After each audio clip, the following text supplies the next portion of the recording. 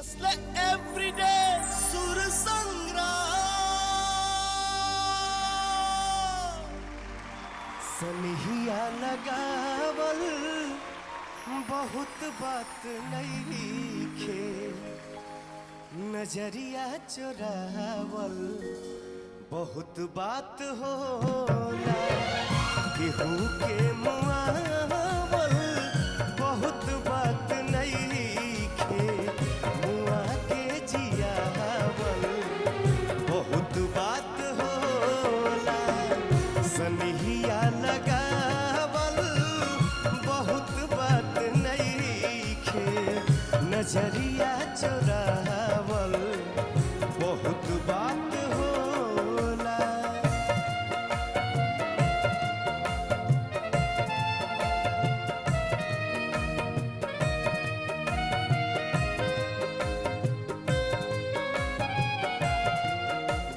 देखी देखी हमके अब तक हंसता जमाना पागल समान होते भैनी दीवाना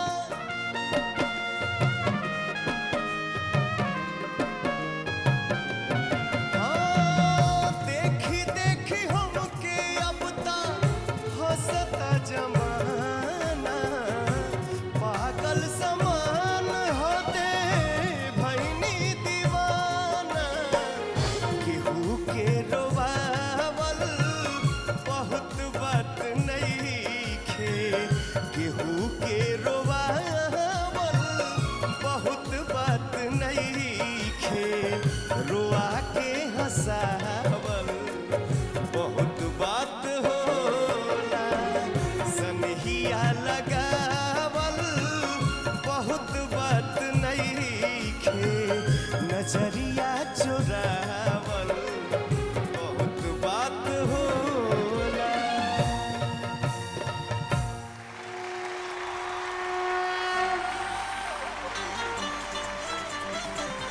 जोरदार ताली से स्वागत करें कि हमने के अपने पवन सिंह के नेस्ले एवरीडे सुर संग्राम द्वितीय महायुद्ध में। हमके भी आज बहुत बढ़िया लगा था, बहुत खुशी के बात बा, हमारे लिए सौभाग्य के बात बा कि आज मनोज बाबा के सामने, रवि भैया के सामने, मालिनी दीदी, कल्पना दीदी के सामने आज हम खड़ा बानी, गाना गौनी, कुछ बोले के मौका मिला था। ये हमारे लिए बहुत खुशी के बात बा, आज हम बहुत खुश बने और हम सरप्राइज देल चाहतनी पवन सिंह के।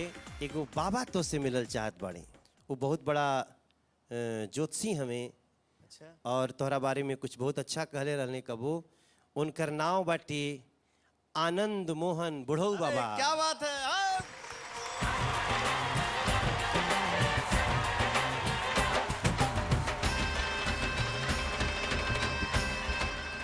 बुढ़ऊ आनंद बाबा। हेलो, कैसन बानी? बस सब कृपा बाबू, हमरो बुढ़िया बड़ा सुर संग्राम देखेले। कोनो काम होई सब काम धाम छोड़ के पहले सूर्य संग्राम देखी, ओकरा बादे कुछ होई। तो का कहेले? बूढ़ी माई तो कहत रही कि अब हम का कहीं, कह दी का। बूढ़ी माई के बुलावो, बूढ़ी माई के बुलावो। ए बूढ़ी का हो? है ने आओ तनी, आओ ना जल्दी, है ना सब लोग इंतजार करता। आवतिया हाँ। आप लोग के हम एगो बात बता देल चाहतनी कि आज जो पवन जी और आनंद मोहन जी अइले, इनकर एगो बहुत अच्छी फिल्म आवेला।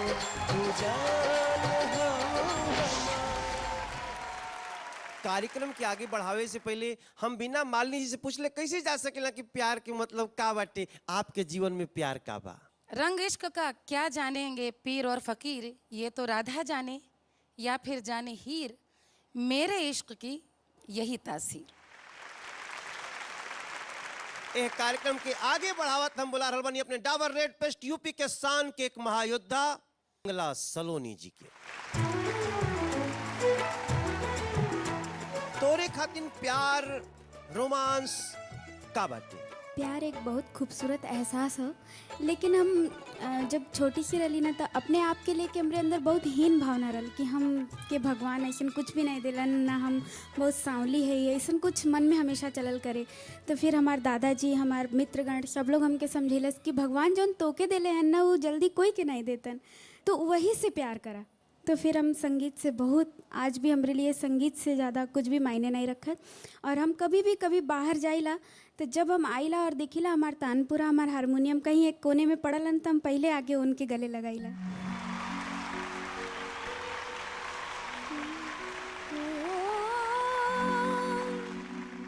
दे द पीरतिया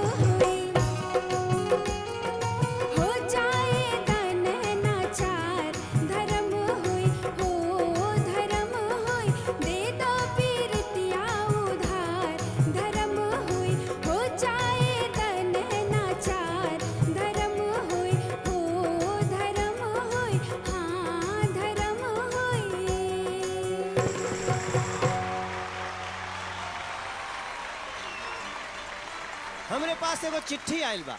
जब हमनी के प्रचार होके लागल, रोमांटिक एपिसोड होके जा रहे बड़े, सब कोई प्रेम के गीत गाई, सब कोई रोमांस के गीत गाई, तो एगो चिट्ठी आ गई हमनी के पास।